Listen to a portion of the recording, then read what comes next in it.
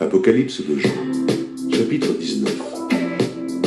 Après cela, j'entendis dans le ciel comme une voix forte d'une foule nombreuse qui disait « Alléluia, le salut, la gloire et la puissance sont à notre Dieu. Parce que ses jugements sont véritables et justes, car il a jugé la grande prostituée qui corrompait la terre par son impudicité. Et il a vengé le sang de ses serviteurs en le redemandant de sa main. Et ils dirent une seconde fois « Alléluia » et sa fumée monte au siècle des siècles. Et les 24 vieillards et les 4 êtres vivants se prosternèrent et adorèrent Dieu assis sur le trône en disant « Amen, Alléluia ». Et une voix sortit du trône disant « Louez notre Dieu, vous tous ses serviteurs, vous qui le craignez, petits et grands. » Et j'entendis comme une voix d'une foule nombreuse, comme un bruit de grosses eaux, et comme un bruit de fort tonnerre, disant « Alléluia, car le Seigneur notre Dieu Tout-Puissant est entré dans son règne. Réjouissons-nous, et soyons dans l'allégresse, et donnons-lui gloire, car les noces de l'agneau sont venues, et son épouse s'est préparée, et il lui a été donné de se revêtir d'un fin lin éclatant, pur. Car le fin lin, ce sont les œuvres justes des saints. Et l'ange me dit, écris, heureux ceux qui sont appelés au festin des noces de l'agneau. Et il me dit, ces paroles sont les véritables paroles de Dieu. Et je tombais à ses pieds pour l'adorer. Mais il me dit, garde-toi de le faire.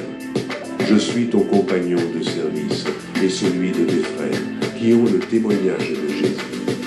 Adore Dieu, car le témoignage de Jésus est l'esprit de la prophétie. Puis je vis le ciel ouvert, et voici parut un cheval blanc. Celui qui le montait s'appelle Fidèle et Véritable, et il juge et combat avec justice. Ses yeux étaient comme une flamme de feu. Sur sa tête étaient plusieurs diadèmes. Il avait un nom écrit que personne ne connaît, si ce n'est lui-même. Et il était revêtu d'un vêtement teint de sang. Son nom est la parole de Dieu. Les armées qui sont dans le ciel le suivaient sur des chevaux blancs, revêtus de fin lin blanc pur. De sa bouche sortait une épée aiguë pour frapper les nations. Il les pètera avec une verge de fer, et il foulera la cuve du vin de l'ardente colère du Dieu Tout-Puissant. Il avait sur son vêtement et sur sa cuisse un nom écrit, Roi des rois et Seigneur des seigneurs. Et je vis un ange qui se tenait dans le soleil. Et il cria d'une voix forte, disant à tous les oiseaux qui volaient par le milieu du ciel, « Venez, rassemblez-vous pour le grand festin de Dieu, afin de manger la chair des rois, la chair des chefs militaires, la chair des puissants, la chair des chevaux et de ceux qui les montent, la chair de tous, libres et esclaves, petits et grands. Et je vis la bête et les rois de la terre et leur armée rassemblés pour faire la guerre à celui qui était assis sur le cheval et à son armée. Et la bête fut prise, et avec elle le faux prophète, qui avait fait devant elle les prodiges par lesquels il avait séduit ceux qui avaient pris la marque de la bête et adoré son image.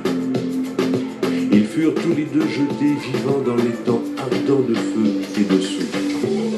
Et les autres furent tués par l'épée qui sortait de la bouche de celui qui était assis sur le cheval. Et tous les oiseaux se rassasièrent de leur chair.